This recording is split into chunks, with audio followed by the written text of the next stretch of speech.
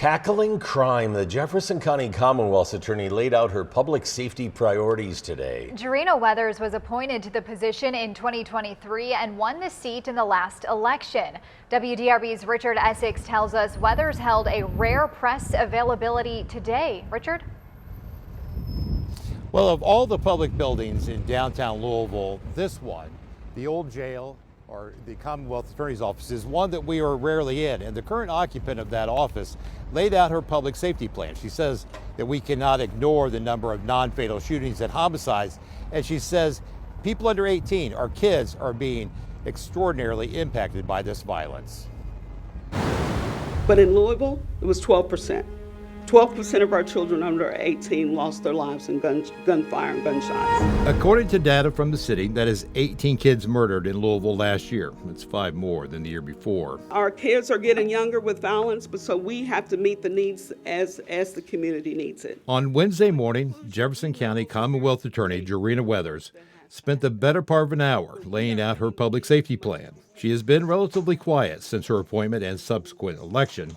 And with the recent rash of gun-related murders in Louisville, in the last, 12 to 14 days, we've had 18 shootings, and 11 of those have been homicide. She says drugs, including the resurgence of heroin, is still a driver of the violence. Narcotics is not new, but what we have found, and you know this, that it permeates through every case in every society. She plans to put a special unit in place to help stem the tide. Yes, narcotics has never gone away.